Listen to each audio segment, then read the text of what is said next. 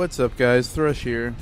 Just wanted to play a bit of Destiny here and go on a bit of a rant this week, just because November just passed and it's arguably one of the busiest months in new game releases. Figured I just wanted to talk about whether or not the internet has somehow ruined games, or not so much ruined games, but ruined the quality of games upon release. And when I say that, I don't necessarily mean multiplayer, because multiplayer like N64 multiplayer or back in the day was all local, so there was no server glitches or any of that sort of thing going on. There was just like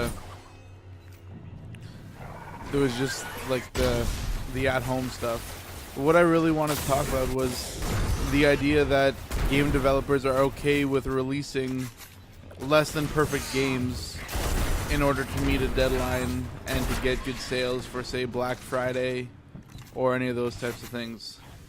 I think probably the best example of this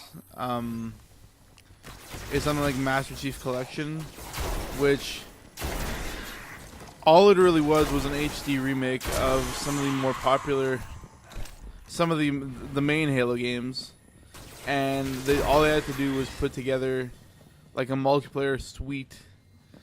And it wasn't even that it wasn't that the servers were down, none of that stuff. It's that the algorithms, everything they had just didn't work, which to me says, like, if your game is Halo and half of the game is meant to be played online against other people, arguably, and half the game doesn't work, then why is it on the shelves?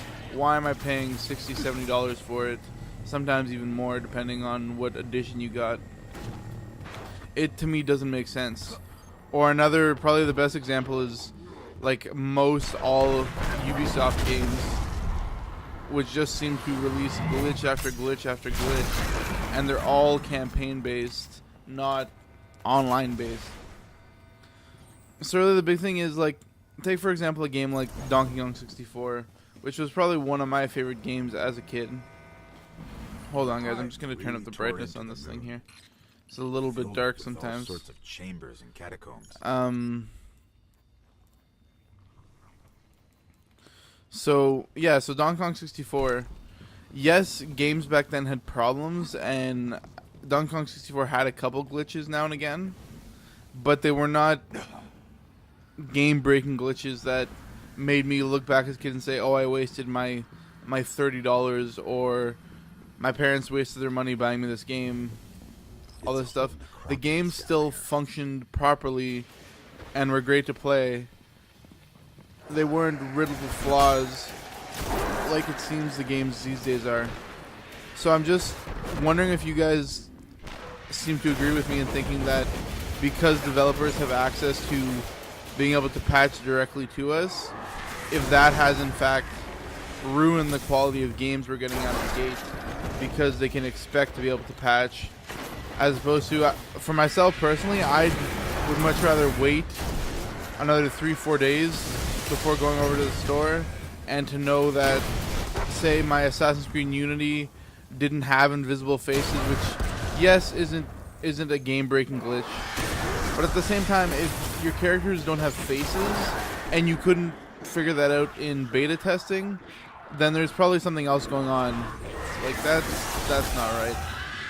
So I just wanted to make this really quick video, find out what you guys thought. Leave your opinions down in the comments, and if you like this little rant, let me know. I'm gonna try and keep one up every couple days, if not once a week, sort of thing. And I'll see you guys in the next video. Thanks again.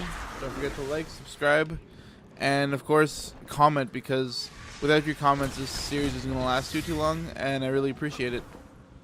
Thanks, guys. Until next time.